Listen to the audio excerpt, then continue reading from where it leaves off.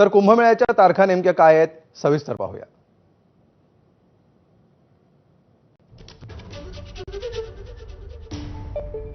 31 October 2026 कुंभमेळ्याचं रामकुंडावर ध्वजारोहण होईल। त्याच दिवशी कुंभमेळा पर्वाला सुरुवात होईल।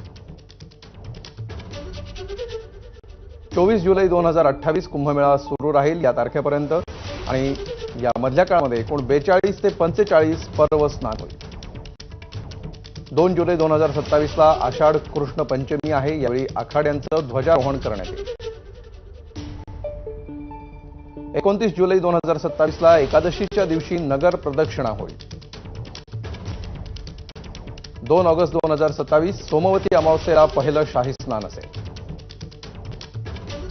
31 ऑगस्ट 2027 श्रावण वद्य अमावस्येला महाकुंभ स्नान असेल।